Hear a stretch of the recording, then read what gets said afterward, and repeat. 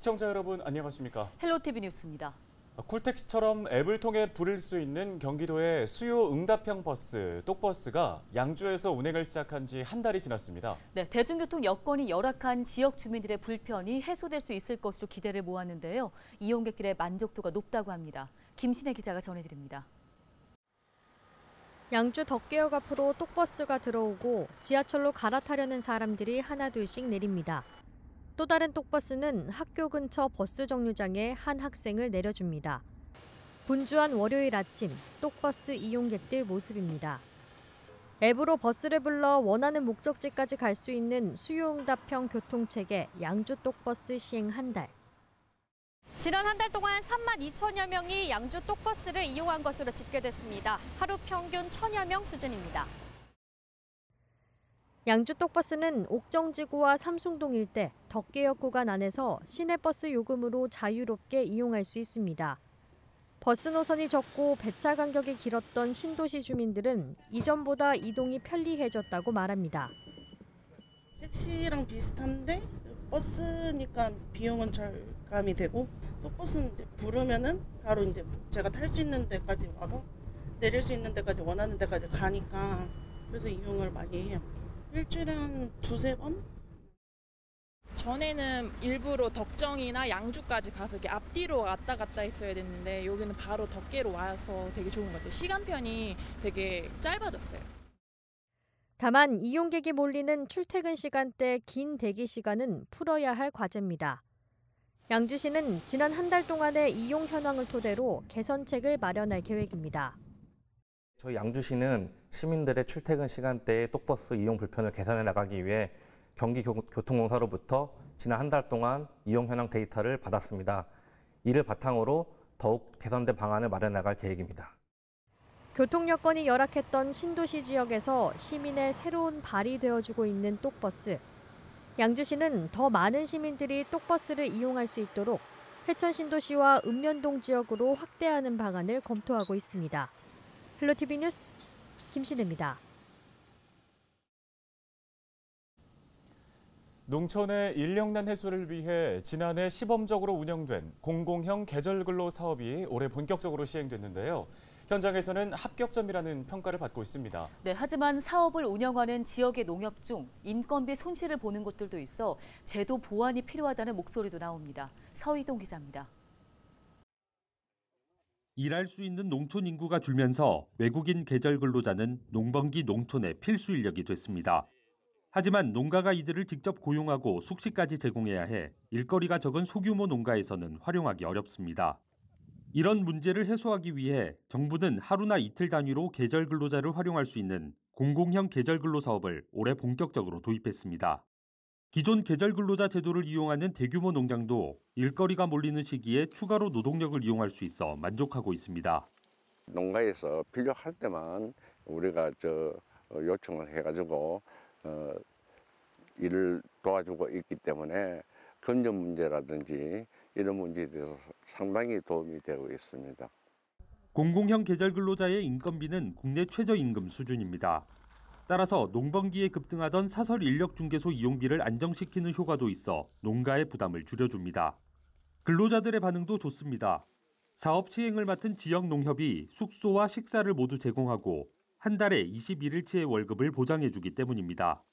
តាំងពីខ្ញុំមកស្នាក់នៅនៅក្នុងប្រទេសកូរ៉េសម្រាប់ធ្វើការក្នុងប្រទេសកូរ៉េនេះរយៈពេលមួយខែហើយការស្នាក់នៅនិងការហូបចុកគឺមានការល្អប្រសើរហើយនឹងមានការទិញរបស់របរសម្រាប់ខ្ញុំជាពលករផងដែរសូមអរគុណ 정부는 내년에 공공형 계절근로센터를 70곳으로 늘리고 사업비도 현재 6억 원에서 34억 원으로 대폭 올릴 계획이라고 밝혔습니다. 지금까지의 사업 운영을 합격점으로 평가했다고 볼 수 있는데 보완이 필요하다는 목소리도 나옵니다. 근무 일수와 관계없이 월급을 보장하는 제도의 특성상 일정이 비거나 날씨 등으로 근로자들이 일을 못한 날의 손해는 오롯이 이들을 고용한 지역 농협이 보기 때문입니다. 외국인 근로자도 주거 생활이나 우리 현지 지원에 대해서 충분히 공감을 하고 있습니다. 따라서 이분들이 항구적으로 오랫동안 농촌 현장에서 일할 수 있는 그런 정부적인 정책이 뒷받침되었으면 참 좋겠습니다. 공공형 계절 근로의 안정적인 정착을 위해서는 정부와 지자체의 적극적인 재정 지원과 함께 지역 실정에 맞게 사업을 효과적으로 운영할 전문가의 양성 등이 뒷받침돼야 할 것으로 보입니다. 헬로티비 뉴스 서희동입니다. 양주 대모산성을 관광 자원으로 적극 활용해야 한다는 지적이 나왔습니다. 양주시의회 이지연 의원은 지난 11일 시의회 임시회 본회의에서 5분 자유 발언을 통해 대모산성은 양주 지역 유일의 삼국시대 유적으로 서울과 인접해 접근이 쉽다며 불곡산 보루, 양주 관아지 등 지역 유적과도 연계하기가 좋은 활용도 높은 유적이라고 강조했습니다. 하지만 좋은 환경에도 불구하고 제한적인 발굴 조사로 유물에 대한 정확한 성격과 규모를 파악하지 못하고 있다며 이 유적을 어떻게 발굴하고 개발해 시민들에게 돌려줄 것인지 함께 고민해야 한다고 덧붙였습니다. 한편 지난 1980년 첫 발굴 조사를 시작한 양주 대모산성은 현재까지도 발굴과 정비 사업이 진행되고 있습니다.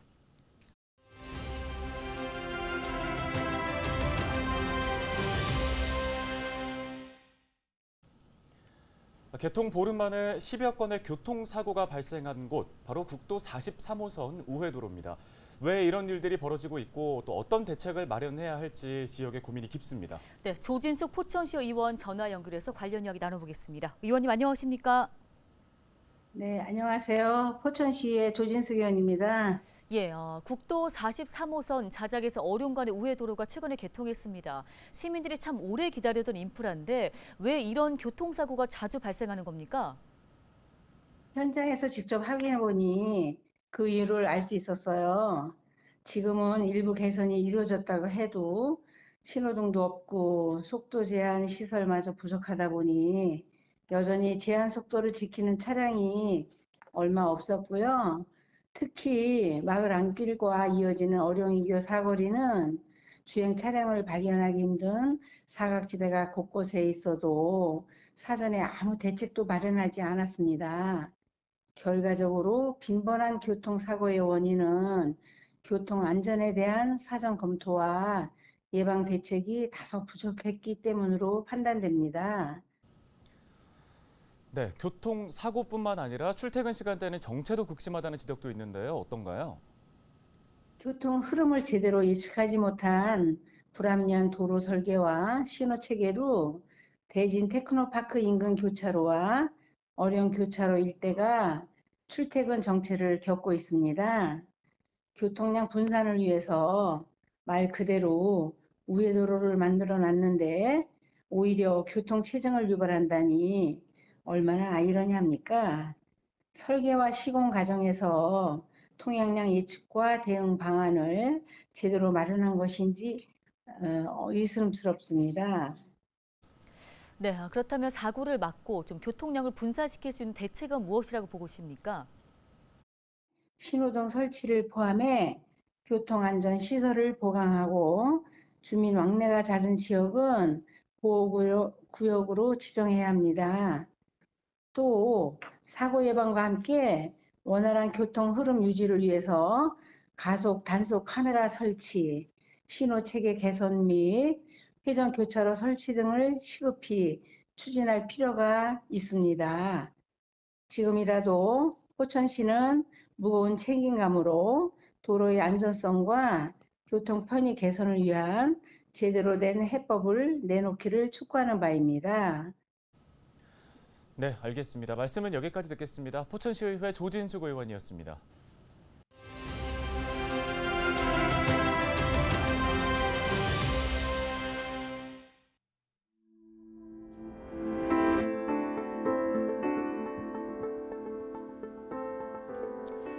치솟는 물가에 덩달아 주유소 기름값도 고공행진을 이어가고 있습니다.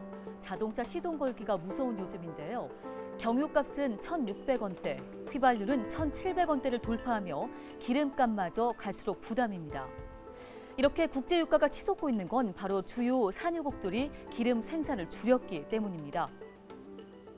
중동산 두바이유가 배럴당 90달러 선을 넘어섰고요. 100달러를 넘어설 것이라는 전망까지 나오고 있습니다. 다음 달 말에는 정부의 유류세 인하 조치도 끝나게 되는데요. 이렇게 되면 생계를 위해서 자동차를 이용하는 국민들, 운전하는 것 자체가 부담일 수밖에 없습니다. 덩달아 요소수 대란도 2년 만에 재발할 것이라는 우려도 나오고 있습니다. 아직 공식적인 발표는 없었지만 중국이 비료용 요소 수출을 통제하는 움직임이 감지됐기 때문입니다. 일단 우리 정부는 문제가 없다고 밝혔습니다. 다만 차량이나 산업용은 중국의 의존도가 90%대로 비중이 높기 때문에 철저히 대비하시는 게 좋겠습니다. 지금까지 데일리 브리핑이었습니다.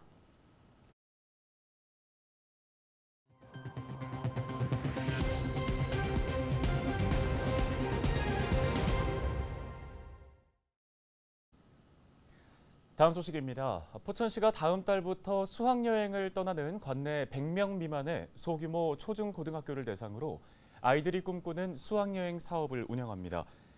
이 사업은 소규모 초중고등학교의 인원 수에 따른 수학여행 경비 분담금의 부담을 줄이기 위해 계획됐습니다. 관내 100명 미만의 소규모 초중고등학교를 대상으로 1,000만 원까지 수학여행 경비를 지원해주는 사업인데요. 포천시는 하반기에 수학여행을 떠날 예정인 6개 학교를 시작으로 확대 지원할 예정이라고 밝혔습니다. 포천시가 오는 27일까지 17일 동안 축산환경 오염행위 특별점검을 실시합니다. 특별점검은 오염 취약 지역의 가축 분뇨 배출 시설 농가를 대상으로 진행되는데요. 점검 사항은 가축 분뇨 처리 시설 및 악취 저감 시설 적정 운영 여부와 퇴액비 살포 기준 준수 여부, 가축 분뇨 무단 배출 방치 및 유출 여부 등입니다. 포천시는 점검을 통해 위반 사항이 적발된 농장은 고발 등 강력한 행정 처분으로 경각심을 높이겠다는 계획입니다.